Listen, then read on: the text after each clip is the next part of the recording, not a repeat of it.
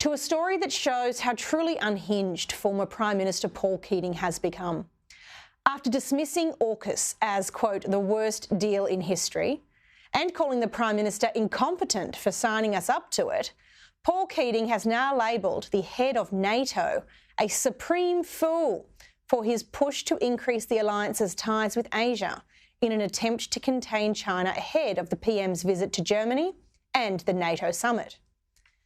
Now, most people see the expansion of diplomatic relationships and networks as a good thing, a peaceful way of encouraging nations to work together in a way that suits their own interests and respects their sovereignty. Keating even made the extraordinary claim that NATO Secretary-General Jens Stoltenberg, quote, overlooked the fact that China represents 20% of humanity and now possesses the largest economy in the world, and has no record of attacking other states, unlike the United States, whose bidding Stoltenberg is happy to do, close quote.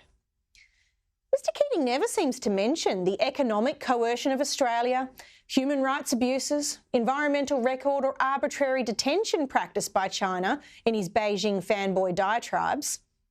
I guess it's all in the eye of the beholder. Joining me to discuss Keating's latest outburst is Director at Strategic Analysis Australia, Peter Jennings. Peter, welcome to the show. Why is Paul Keating so dead set against AUKUS and NATO's attempt to positively find ways to contain China? Look, I think there are a number of factors that are at work insofar as I can divine Paul Keating's mind. One is a long-held, deep-seated anti-Americanism, which I think has become stronger since he left public office, and a form of sort of anti-British sentiment, which was very strong when he was in public office, Amanda, but is now he's been given free rein to those things. And he has a ridiculously benign read of China, a sort of a willful miscasting of China's role in the region.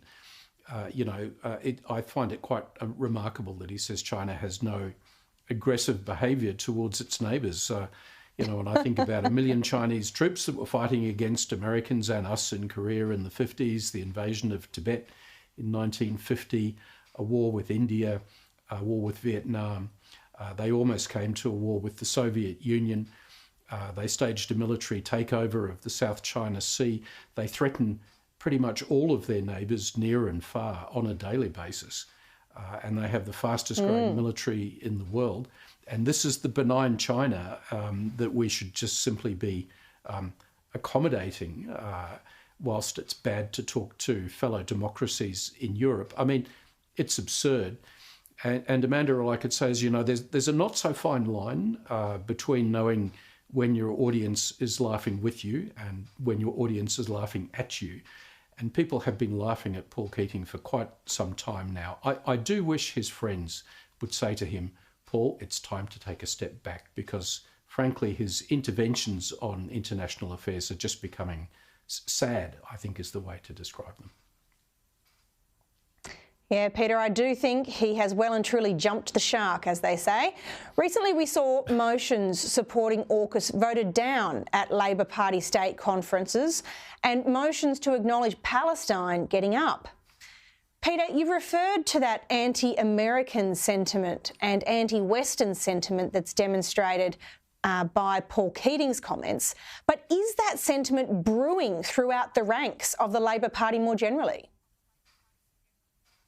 Yeah, I think there's a risk that for Labor in this term, its real attack on defence and security is going to come from the Green left and not from the centre-right parties. And so that's turning out to be the case.